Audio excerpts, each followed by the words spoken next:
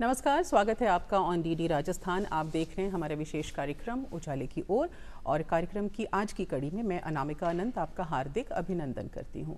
उजाले की ओर ये वो कार्यक्रम है जिसमें हम आपको केंद्र सरकार द्वारा चलाई जा रही प्रमुख योजनाएं जो हैं, जो फ्लैगशिप स्कीम्स हैं, उनके बारे में हम आपको बताते हैं। ये वो योजनाएं हैं जिसके ज़रिए, जिन योजनाओं के द्वारा देश के आखिरी छोर पर बैठे शख्स को भी लाभान्वित किया जाता है, उन्हें फ़ायदा पहुंचता है। तो आज इस कड़ी में हम अपने किसान भाइयों के बारे में बात करेंगे और जैसा कि आप जानते हैं, बड़ा ही पुराना एक मूल मंत्र है कि एकता में बल है, और अगर हमारे किसान भाई एक हो जाएं, एक साथ सामने आ जाएं, तो वो अपनी आवाज़ को, अपने हक को और भी ज़्यादा बुलंद कर सकते हैं। तो यही परिकल्पना है जिसके साथ में शुरुआत हुई थी एफपीओ की, यानी कि फार्मर प्रोड्यूसर्स ऑर्गेनाइजेशन की। आज के शो में हम एफपीओ के बारे में ही विस्तार से चर्चा करेंगे और चर्चा करने के लिए स्टूडियो में हमारे साथ दो खास मेहमान जुड़ गए हैं। रणवीर सिंह जोधा साहब हैं हमारे साथ, आप पूर्व महाप्रबंधक हैं नाबार्ड से, और साथ ही साथ धीरेन्द्र सिंह राजपूत जी का भी हम स्वागत करते हैं। आप सीईओ हैं mustard producer company Kherli Alwar में। बहुत बहुत स्वागत आप दोनों का। धन्यवाद। तो सर, क्योंकि एफपीओ की ही आज हम चर्चा करने वाले हैं, तो बिल्कुल आम भाषा में मैं सबसे पहले आपसे समझना चाहूँगी कि एफपीओ है क्या और किस उद्देश्य के साथ इसका गठन हुआ। इसको गठित करने के पीछे जो कॉन्सेप्ट था, जो परिकल्पना थी, वो क्या थी? धन्यवाद। इसमें जैसा आप जानते हैं, भारत में क्या बहुत करीब 85% जो हमारी जनसंख्या है उसमें मंझोले और छोटे किसान हैं, और जो ज़्यादातर किसान हैं वो असंगठित है। तो इसलिए उनको क्या है कि कोई भी जो अपने जैसे जो अपन खेती करते हैं, तो उससे पहले जो अपनों खाद बीज की आवश्यकता होती है, उसके लिए उनको अकेले में जाके, और जो रिटेलर होता है या कस्बे का जो दुकानदार होता है उसके पास जाना होता है, और वो ये देखता है भाई ये किसान है, इसको कुछ ज़्यादा पता नहीं है, तो वो अपने हिसाब से वो भाव लगाता है। दूसरा क्या है कि उसमें जो गुणवत्ता है, जो जैसे मान लो बीज है, तो वो उसी कंपनी का बीज देगा जिसमें उसको ज़्यादा मुनाफा होगा, चाहे किसान को फ़ायदा हो या नहीं हो। इसी तरह जब फसल तैयार हो जाती है तो किसान क्या है, सारी जो चाहे अतिवृष्टि हो, अनावृष्टि हो या मौसम की मार हो, वो सारी किसान झेलता है। और जब उसको उपज बेचने का समय आता है तो जो आढ़तिया होते हैं वो औने पौने दामों में उससे ख़रीद लेते हैं। क्योंकि उसका कारण क्या है कि उसके पास में, क्योंकि उसकी मात्रा कम होती है उपज की, तो वो ज़्यादा भावताव नहीं कर सकता है। तो दोनों जगह किसान का शोषण होता है। और तीसरी चीज़ इसमें यह भी है कि अगर उसको कोई और तकनीकी जानकारी की आवश्यकता हो या ऋण की आवश्यकता हो, तो चूँकि वो छोटा किसान है, लघु कर सके, तो उसको बहुत ज़्यादा सुविधाएं उपलब्ध नहीं हो पाती है।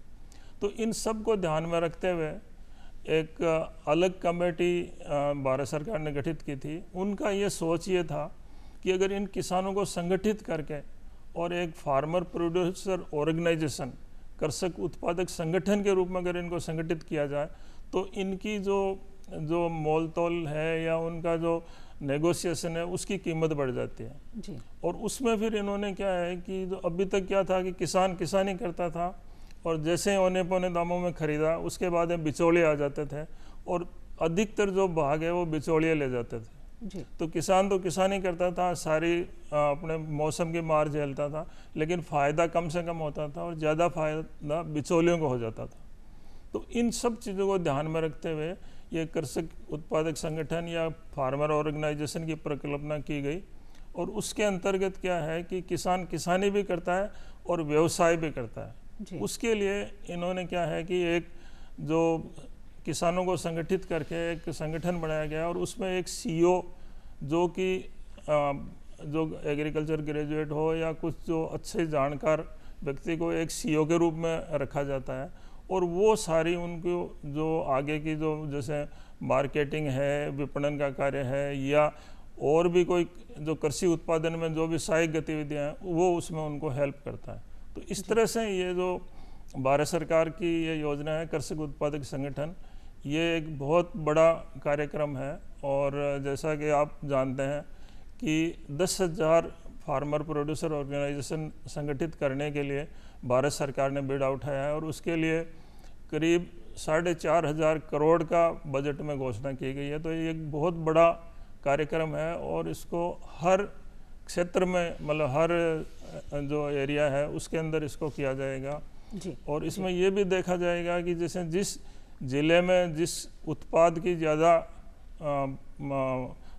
उत्पादन होता है उसी को वन डिस्ट्रिक्ट वन प्रोडक्ट, मतलब एक जिला एक उत्पाद के रूप में भी इसको शुरू किया गया जी। और आपने बड़ी अच्छी बात बताई कि एफपीओ के माध्यम से किसानों को संगठित किया जाता है ताकि किसान जो हैं सरकार के साथ में संवाद कर सकें, और उसमें एग्रीकल्चर ग्रेजुएट्स भी जुड़ते हैं जो बतौर सीईओ एफपीओ के साथ में जुड़ करके काम कर सकते हैं। ऐसे ही एक सीईओ हमारे बीच आज उपस्थित हैं, धीरेन्द्र सिंह राजपूत। आप mustard producer company Kherli Alwar से हमारे साथ में, आप सीईओ हैं। तो सबसे पहला सवाल तो मैं आपसे ये करना चाहूँगी कि आप एक युवा किसान हैं, एफपीओ के बारे में कैसे आपको जानकारी मिली और एफपीओ को गठित करना है इस बारे में जो प्रेरणा है वो कहाँ से मिली आपको? एफपीओ की प्रेरणा, एक किसान पिछले दिनों से ही काफ़ी परेशान रहता है, काफ़ी सालों से उनके सामने समस्याएं आती रहती हैं। तो नाबार्ड द्वारा विभिन्न गांवों में एक परिकल्पना रहती है कि किसानों की आमदनी बढ़े, किसानों का एक आय का स्रोत बने।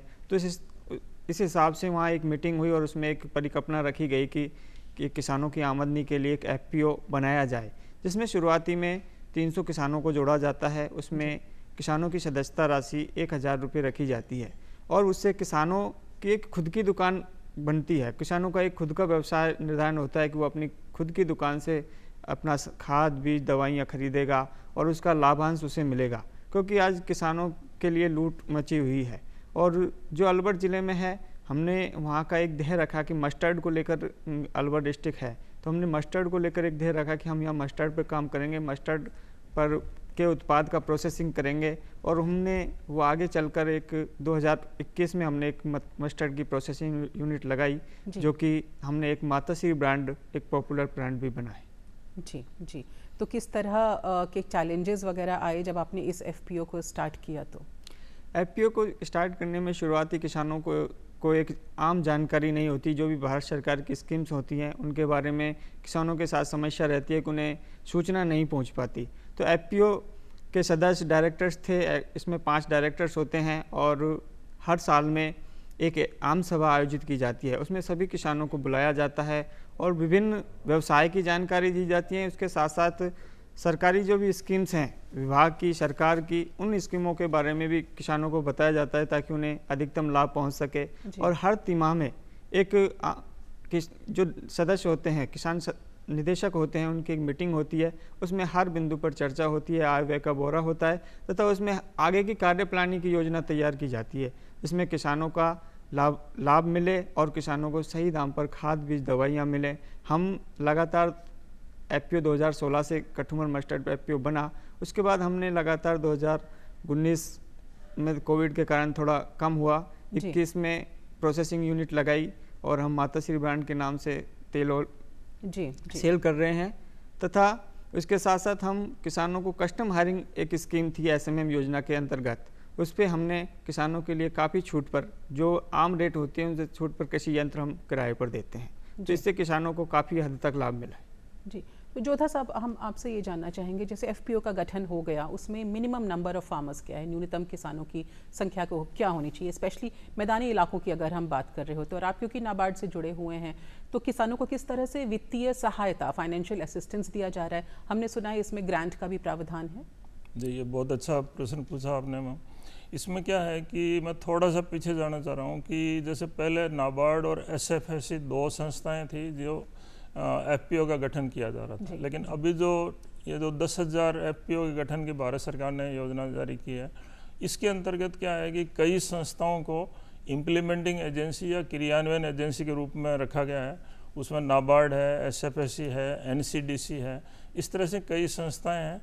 और उसके बाद में ये संस्थाएं क्या करती है कि एक क्लस्टर बिजनेस ऑर्गेनाइजेशन, सीबीबीओ बोलते हैं, क्लस्टर आधारित व्यवसाय संगठन, उसको जो एफपीओ बनाने में थोड़ा जानकार होता है उसको सम्मिलित करते हैं और वो सीबीबीओ फिर एफपीओ बना रहा है। तो इससे क्या है कि थोड़ा सा इसमें और तकनीकी सुधार किया गया है ताकि इसमें और अधिक अच्छे गुणवत्ता वाले एफपीओ बन सके। जब एक बार एफपीओ का गठन होता है तो उसके बाद में भारत सरकार ने, जैसा मैंने बताया कि करीब 4,500 करोड़ का इसमें बजट प्रावधान किया गया था, और आगे ये और बढ़ा के और ये 27-28 तक चलेगा प्रोग्राम इसमें जी। तो इसके अंतर्गत क्या है कि CBBO को भी कुछ सहायता दी जाती है, और FPO को विशेष रूप से इसमें एक तो क्या है कि जो CEO की सैलरी है, अकाउंटेंट की सैलरी है, उनका रख रखाव है, इसके ऊपर करीब 18 लाख रुपए का खर्चा 3 साल तक ये वो जो संस्था जो CBBO के माध्यम से भारत सरकार वहन करती है। तो इसमें क्या है कि जो CEO की तनख्वाह से लेके और अकाउंटेंट है, उसका रख रखाव है, या स्टेशनरी है, या जैसे मान लीजिए रजिस्ट्रेशन में जो खर्चा है, वो इस तरह से सारे खर्चे 3 वर्ष तक भारत सरकार वहन करती है। अरे वाह। तो एक तो ये हो गया कि उनको वित्तीय सहायता क्या मिलती है।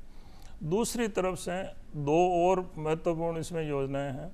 पहली योजना तो है कि इक्विटी ग्रांट स्कीम, जिसमें कि हिस्सा राशि अनुदान योजना, जिसमें अगर एक किसान जो सदस्य है FPO का, वो 2,000 रुपये तक की हिस्सा राशि दे सकता है, और उस 2,000 का मैचिंग ग्रांट मतलब 2,000 रुपये भारत सरकार की तरफ से हिस्सा राशि अनुदान के रूप में दिया जाता है, और इसमें लगभग ये 14 लाख रुपए तक की हिस्सा राशि इसको एक FPO को मिल सकती है।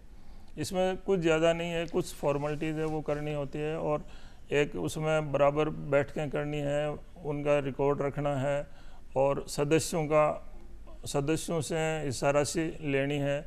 ये सारी प्रक्रिया अगर वो पूरी करते हैं तो भारत सरकार की तरफ से इक्विटी ग्रांट उनको मिलती है। और इसमें क्या है कि जैसे मान लीजिए अगर एक साथ नहीं ले सकते हैं तो ये 3 या 4 किस्तों में भी लिया जा सकता है, और ये जैसे पहली किस्त ली उसके 4 साल के अंदर अंदर इसको ग्रांट को लेना होता है जी। तो एक तो ये बहुत महत्वपूर्ण योजना है, जिससे इससे क्या होगा कि जो सदस्य हैं उनका हिस्सा राशि बढ़ जाएगी। जैसे मान लो ये 1,000 रुपये को ले रहा तो उसको 2,000 हो जाएंगे, 1,000 मैचिंग ग्रांट हो जाएगी।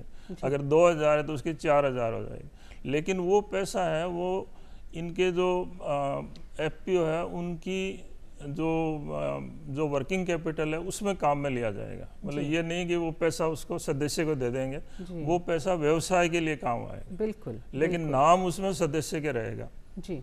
और उससे फिर क्या है कि धीरे धीरे व्यवसाय बढ़ेगा, और मान लो बैंक से ऋण लेना है तो उससे भी उनकी ओन फंड्स की ज़्यादा, अपनी संस्था की जो राशि है वो ज़्यादा रहेगी। तो एक तो ये इक्विटी ग्रांट होगी। दूसरा एक क्या है कि इसमें क्रेडिट गारंटी भी अवेलेबल है। ये बहुत बढ़िया योजना है जिसमें अगर कोई भी FPO अगर 2 करोड़ तक का ऋण लेता है तो उसमें क्रेडिट गारंटी कवर उसका उपलब्ध है। तो उसमें मतलब क्या है कि जैसे अपन कोलेट्रल लेते हैं और कुछ इस तरह का, मान लो आपका जो ज़मीन गिरवी रख ली, और इसमें कोई रखने की आवश्यकता नहीं है जी, क्योंकि भारत सरकार की ये क्रेडिट गारंटी कवर में ये कवर होता है। और इसमें अगर मान लीजिए खुदा न खास्ता नहीं करे भगवान, लेकिन अगर डिफ़ॉल्ट हो जाता है तो भी बैंक को नुकसान नहीं होता है, क्योंकि 75% से लेकर 85% तक उनको भारत सरकार की तरफ से वो पैसा मुहैया हो जाता है। ये करीब 1,500 करोड़ रुपए एक इन्होंने कोष बना रखा है, उसमें है, उसमें से ये सारी सुविधाएं उपलब्ध होती है जी जी। तो धीरेन्द्र, जैसे जोधा साहब ने बताया कि सरकार जो है FPOs को वर्किंग कैपिटल प्रोवाइड करती है, और क्रेडिट की भी सुविधा है, लोन की भी सुविधा है, ब्याज दर उस पर क्या है इसके बारे में भी हम चर्चा करेंगे सर से। लेकिन क्योंकि आप FPO से जुड़े हुए हैं, आप बतौर CEO वहाँ काम कर रहे हैं, तो ये जो वर्किंग कैपिटल है वो FPO के संचालन में किस तरह से कारगर साबित होती है। एंड मोर ओवर, जब आपका प्रोडक्ट तैयार हो जाता है, जब जो फसल तैयार हो जाती है, उसके रख रखाव में, मेंटेनेंस में, कोल्ड स्टोरेज में, उसके विपणन में, मार्केटिंग एंड ऑल्सो नेटवर्किंग में किस तरह से FPOs जो हैं वो कारगर साबित होते हैं। ये मैम, वर्किंग कैपिटल एक बहुत अहम पूंजी है जो व्यवसाय को संचालन में बहुत मदद करती है। हमें भी सर ने बताया कि जो इक्विटी ग्रांट है वो हमें भी मिला है, 315 का SAP से हमें इक्विटी ग्रांट मिला। उसके बाद में हमें नाबार्ड से एक PODF फंड होता है, वो व्यवसाय में वृद्धि के लिए हमारे यहाँ एक्सपेलर लगे हुए हैं मशीन को, उसमें वृद्धि करने के लिए हमने कोल्ड स्टोरेज वाली कोल्ड की मशीन लगाई है, जो हम कच्ची घानी का तेल बोलते हैं, वो वाली हमने मशीनें लगाई हैं। और ये पूंजी एक FPO को काफ़ी हद तक मदद करती है, क्योंकि जो पूंजी होती है सदस्यों की वो काफ़ी कम होती है, क्योंकि मिनिमम एफपीओ में 1000 मेंबर्स होते हैं और 1000 का 20 लाख होता है, और व्यवसाय संचालन करने के लिए, स्टॉक करने के लिए, विपणन करने के लिए काफ़ी पूंजी की आवश्यकता होती है। तो ये पूंजी एक एफपीओ के संचालन में काफ़ी हद तक मदद करती है और उसको एक सफलता पर ले जाती है। जी, और आपने कुछ बहुत ही शानदार एक माइलस्टोन भी अचीव किया है, जिसकी वजह से नाबार्ड की तरफ से आपको स्टेट लेवल अवार्ड भी दिया गया। हम चाह रहे थे कि आप उस अचीवमेंट को साझा करें हमारे दर्शकों के साथ। हाँ, लास्ट ईयर में 5 मार्च को 2024 को स्टेट क्रेडिट सेमिनार में नाबार्ड द्वारा हमें सम्मानित किया गया। उसमें हमने राजस्थान में एक स्कीम थी, राजस्थान कृषि विपणन स्कीम 2019, उसके तहत पहला एफपीओ था जिसने हमने उस स्कीम का फ़ायदा लिया और हमने ऑयल प्लांट लगाया था। उस स्कीम के तहत हमने फिर बाद में हमने हमारे प्रोडक्ट को ट्रेडमार्क करवाया, जो एक माताश्री ब्रांड नाम से निकला। जी। और हमने ये प्रोडक्ट ना कि हमने राजस्थान में स्टॉलें लगाई, बल्कि हमने अम्बाला हरियाणा में भी, नाबार्ड के हेड ऑफिस मुंबई में भी हमने स्टॉल लगाई और विक्रय किया। और हमें मार्केटिंग पैकेजिंग में भी नैब फाउंडेशन के द्वारा बहुत सपोर्ट मिला। नैब फाउंडेशन भी एक नाबार्ड की संस्था है, उन्होंने हमें काफ़ी सहयोग दिया। इसके तहत हमें नाबार्ड ने चुना और ये पुरस्कार देकर सम्मानित किया। क्या बात है। तो सर, ये भी बहुत अच्छी बात है कि एफपीओ अगर किसान भाई जो हैं वो मिल करके गठित कर लेते हैं, बना लेते हैं, तो बिचौलिए की जो ज़रूरत है वो लगभग ख़त्म ही हो जाती है और वो डायरेक्टली सरकार के साथ में कम्युनिकेट भी कर सकते हैं। तो जो दर्शक हमारे साथ जुड़े हैं, जो ये भी जानना चाहते हैं कि एफपीओ से हम किस तरह से जुड़ सकते हैं या किस तरह से अप्लाई करें, जो अर्हता है, जो एलिजिबिलिटी क्राइटेरिया है कि उनके पास कल्टीवेटेड लैंड होना चाहिए, अलावा उसके किस तरह के डॉक्यूमेंट्स हैं, कहाँ पर जाकर के वो अप्लाई करें, इसका कोई ऑनलाइन ऑफलाइन जो प्रोसेस है उसके बारे में बताएं। इसमें मैम क्या है कि आने वाले समय में जो कृषि की जो भविष्य है वो एफपीओ के माध्यम से ही है, ऐसा मेरा मानना है। और जितने हमारे जो किसान भाई है वो एफपीओ से जुड़ेंगे उतना ही ज़्यादा फ़ायदा होगा, क्योंकि हम लोग मेहनत पूरी करते हैं लेकिन फ़ायदा जैसा आपने बताया बिचौलिया ले जाते हैं। तो उस बिचौलिया को ख़त्म, मिडलमैन को ख़त्म करने के लिए ये एफपीओ का परिकल्पना की गई और ये बहुत अच्छी तरह से चल रही है। जैसे हमारा अभी साथी ने बताया कि इसमें सीईओ का रोल भी बहुत इम्पोर्टेंट है जी, क्योंकि जो किसान है वो तो किसान ही तो जानता है, लेकिन उसको बिजनेस का या मार्केट, विपणन और उनका इतना आइडिया नहीं रहता है। बिल्कुल। तो उसमें सीईओ का रोल इम्पोर्टेंट है। सीईओ क्या करता है कि अगले 3 साल की कार्य योजना तैयार करता है, जिसको हम बिजनेस डेवलपमेंट प्लान बोलते हैं, बीडीपी। उससे क्या होता है कि अगले 3 साल में वो क्या करेगा और उसको किस तरह से, मतलब जिसमें क्या लाइसेंस की आवश्यकता होगी, किस तरह से उसका आगे मार्केटिंग होगा, ये सारी चीज़ें हैं वो सीईओ के माध्यम से। और फिर जैसा इन्होंने बताया कि बोर्ड की बैठक होती है, क्वार्टर में एक बैठक होनी आवश्यक है और एक एजीएम होती है साल में एक बार। उसमें पूरी जो ब्रॉड इनकी जो नीतियां हैं उनका वो वहाँ पर अप्रूवल होती है और उसके बाद में ये एफपीओ काम करता है। इसमें एक और चीज़ मैं कहना चाहूँगा कि एक तो गतिविधि है जो मेन गतिविधि होगी, लेकिन इसमें जो एफपीओ के जो अवधारणा है, इसमें सबसे अच्छी बात यह है करीब 16 गतिविधियां ऐसी हैं जो कि एक एफपीओ कर सकता है जी। जैसे मान लो आप खाद बीज का काम है, तो अब इसमें क्या है कि खाद बीज अगर किसान अकेला जाके, जैसा मैंने बताया, रिटेलर से लाता है तो उसमें गुणवत्ता भी नहीं होती है और पैसा भी ज़्यादा लगता है। एफपीओ के थ्रू जाएंगे तो बार्गेन भी कर सकते हैं। नहीं, एफपीओ के थ्रू मैडम क्या है कि डायरेक्ट अपन कंपनी से जुड़ सकते हैं जी। अभी हमारे सामने कई ऐसे उदाहरण हैं, जैसे मान लीजिए खाद है तो इफको, क्रिबको या कोई भी जो बड़ी कंपनियां हैं उनसे सीधा संपर्क करके और हम एजेंसी, मतलब एफपीओ एजेंसी ले सकता है। इसी तरह बीज का भी यही है। बीज का मैं आगे आपको बताऊंगा कि एक राष्ट्रीय स्तर की कई कंपनियां भी बन रही है जो मैं अपन डिस्कस करेंगे। तो कहने का मतलब है कि ये सीधा अपना एफपीओ है वो जो बिचौलिए है उनको ख़त्म करके, और जैसे मान लीजिए कि अगर कोई आप ये पेस्टिसाइड की कोई कंपनी ले लीजिए तो उसके क्या होगा, पहले राज्य स्तर का होगा, फिर जिला स्तर पर होगा, फिर ब्लॉक स्तर, तो हर जगह कमीशन उनका होगा जी। और एफपीओ होगा वो सीधा उसके कंपनी से सीधा कांटेक्ट करके और उससे एग्रीमेंट कर लेगा। तो वो जो जितना ये जो बीच का जो लेवल है वो खत्म हो जाएगा, मतलब मिडिल मैन की जरूरत ही नहीं है। है। वो मिडिल मैन और मिडिल टायर से वो सारे खत्म हो जाएंगे जी। तो इसलिए ये अवधारणा इसमें काफ़ी अच्छी साबित हो रही है और किसानों को उपज के अच्छे दाम मिल रहे हैं और जो हम कहते हैं कि उनकी जो आमदनी दुगनी होगी वो कई गुना बढ़ रही है जी जी, तो किसानों के सशक्तिकरण की दिशा में ये बेहतरीन प्रयास है केंद्र सरकार का। प्रधानमंत्री एफपीओ स्कीम भी है। हम ये दोबारा अपना सवाल रिपीट करना चाहेंगे कि किस तरह से लोग अप्लाई करें रजिस्टर करने के लिए एफपीओ को, क्योंकि एफपीओ अगर बन जाता है तो वो कंपनी एक्ट के तहत भी रजिस्टर हो जाता है। हाँ, इसमें मैम ये कि दोनों तरह से हो सकता है। किस एफपीओ है वो सहकारिता अधिनियम के अंतर्गत भी रजिस्टर्ड हो सकता है और कंपनी एक्ट के अंतर्गत भी रजिस्टर्ड हो सकता है। अब ये क्या है, मतलब सीबीबीओ और उस पर डिपेंड करेगा कि वो, मतलब सीबीबीओ का रोल यही है कि वो ये देखे कि कौन सा उसके लिए सूटेबल है। जैसे अभी हमारे यहाँ क्या है कि बहुत सारी सहकारिता में बन रहे हैं, तो उसके लिए किसान को क्या है कि सीबीबीओ या जैसे मैंने बताया नाबार्ड, एनसीडीसी, इन संस्थाओं से संपर्क कर सकते हैं और ये आपको बता देंगे भाई आपके एरिया में कौन सा सीबीबीओ आइडेंटिफाइड है।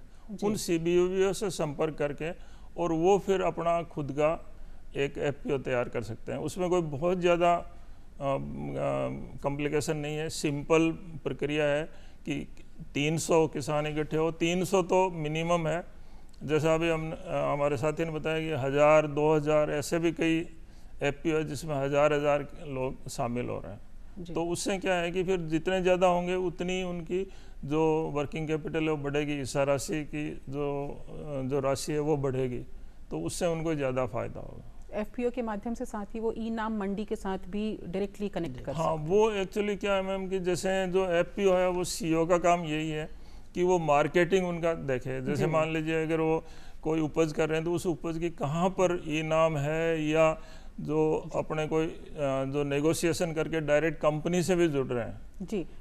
जैसे मान लीजिए ये कई कंपनियां आईटीसी वगैरह आटा बनाती है तो उनको भी सप्लाई कर रहे हैं। जैसे पतंजलि के जो जैसे सरसों का तेल है, तो सरसों का तेल कई जो हमारी भरतपुर की कंपनी एफपीओ है वो डायरेक्ट उनसे संपर्क कर रहे हैं। ये तो बहुत ही अच्छी बात है कि एफपीओ के जरिए आप डायरेक्टली बड़ी कंपनीज के टच में भी आते हैं, उनसे आप संपर्क कर सकते हैं। तो धीरेन्द्र, आपके एफपीओ में किस तरह की गतिविधियां होती हैं? आप मस्टर्ड ऑयल से जुड़े हुए हैं, उसके प्रोडक्शन कंपनी के साथ में आप जुड़े हुए हैं, किस तरह की कार्यप्रणाली है, कैसी गतिविधियाँ वहाँ पर कंडक्ट होती हैं? मैम, हमारे एफपीओ में लगभग 4 गतिविधियाँ फिलहाल में संचालित हैं, जिसमें एक तो हमारा मेन है मस्टर्ड प्रोसेसिंग यूनिट, जिसमें हम क्या है सीधे किसानों से सरसों खरीदते हैं। उन्हें मंडी नहीं जाना पड़ता और हम मंडी से उन्हें एक्स्ट्रा अमाउंट देते हैं। 50 रुपये पर क्विंटल के हिसाब से उन्हें एक्स्ट्रा अमाउंट भी देते हैं, जिससे किसान को काफ़ी लाभ होता है और उनका कोई भी खर्चा नहीं होता। जो मंडियों में दलाल आड़त लगती है, दलाली लगती है, उन खर्चों से उनको हम बचा देते हैं और किसान को एक आमदनी का जरिया बनता है। दूसरा, हम उन्हें खाद, बीज, दवाइयाँ उपलब्ध करवाते हैं। वो भी एक अच्छी कंपनियों की, जिस तरह इफ़को का सर ने बताया, इफ़को का हमारा डायरेक्ट टाई अप है उनसे। उसके खाद, बीज, पेस्टिसाइड्स जो भी आते हैं सब हम उन्हें उपलब्ध करवाते हैं। अच्छी कंपनियों का, पायनियर का हम बीज उपलब्ध करवाते हैं। एक रेट जो बाज़ार में रेट होती है उनसे हम कम रखते हैं और सीधा उन्हें बेनिफिट होते हैं। तीसरा, हम कस्टम हायरिंग सर्विस सेंटर है, जिसमें हम कृषि यंत्र हैं, tractor, computer, laser leveller, cultivator, वो भी हमने मार्केट रेट से कम रखे हैं। वो हमें उनके ऑन ऑर्डर पे उपलब्ध करवाते हैं और वहाँ से भी उन्हें काफ़ी फ़ायदा मिलता है। और सबसे बड़ी बात है कि उन्हें समय पर काम हो जाता है और समय पर उनकी उपज हम खरीद लेते हैं और समय पर ही खाद बीज दवाइयाँ उपलब्ध करवाते हैं। तीसरा, चौथा, हम उनको जो भी स्कीम्स आती हैं, चाहे वो मंडी भाव हो, चाहे वो राजस्थान सरकार की कृषि की स्कीम हो, सब उन्हें तुरंत ग्रुप में हम शेयर करते हैं ताकि उनको स्कीमों से भी फ़ायदा मिले। नेक्स्ट अभी हम करने जा रहे हैं एक निर्मल जल प्रोजेक्ट है नेप फाउंडेशन का। हमारे एरिया में थोड़ा पानी की समस्या है, तो हम किसानों को ये भी उपलब्ध करवाएं कि उन्हें घर पे एक शुद्ध जल प्राप्त हो। अमेजिंग। जोधा साहब, साल 2025 जो है वो अंतर्राष्ट्रीय सहकारिता वर्ष के तौर पर भी मनाया जा रहा है, तो बहुत क्विकली आपसे जानना चाहेंगे शॉर्ट में, ब्रीफ में, कि किस तरह से एफपीओस को ये एनरिच करेगा। ये बहुत अच्छा प्रश्न पूछा मैम आपने। ये 2025 है वो अंतर्राष्ट्रीय सहकारिता वर्ष के रूप में मनाया जा रहा है और सहकारिता अच्छे भविष्य का निर्माण करती है, ये इसकी थीम है। और एक बहुत महत्वपूर्ण चीज़ मैं आपको बताना चाह रहा हूँ कि भारत सरकार ने 3 राष्ट्रीय स्तर की सहकारी समितियों का गठन किया है, जिसमें मुख्य रूप से एक तो बीज सहकारी समिति है। तो उसका जो मुख्य उद्देश्य है वो गुणवत्ता के बीज पैदा करना और एफपीओ या अपने जो ग्राम सेवा सहकारी समितियाँ उनके माध्यम से किसानों तक पहुँचाना। और इसमें क्या है कि इवन मार्केटिंग जो प्रोडक्शन है, बीज का प्रोडक्शन भी, ये उत्पादन भी करने में सक्षम है। इसके अलावा दूसरी कंपनी है जो राष्ट्रीय जो निर्यात सहकारी समिति है, उसमें क्या है कि एक्सपोर्ट, अगर मान लीजिए कोई ऐसी एफपीओ कोई ऐसा प्रोडक्ट बनाना, तो एफपीओ को पहले उन कंपनियों की सदस्यता लेनी होती है जी। तो जैसे मान लीजिए अगर एफपीओ कोई ऐसा प्रोडक्ट बना रहा है जो निर्यात किया जा सकता है, तो ये जो भारत सरकार की कंपनी है NCEL जिसको बोलते हैं, वो क्या करेगी कि वो प्रोडक्ट को सारा पैकेजिंग, ब्रांडिंग, उसको कहाँ से निर्यात कैसे करना, वो सारा उनको गाइड करेगी। तो मैं सभी एफपीओ जो ऑलरेडी काम कर रहे हैं उन सब से रिक्वेस्ट करूँगा कि वो इनको सदस्यता ज़रूर लें। तीसरी कंपनी है NCOL जो ऑर्गेनिक्स लिमिटेड है, उसमें क्या है कि जो जैविक जो हमारे उत्पाद हैं उनका रजिस्ट्रेशन और उनकी मार्केटिंग, जैसे आप जानते हैं उनकी ब्रांडिंग है या उनकी जो पैकेजिंग है, वो सारा ये कंपनियां देखती है।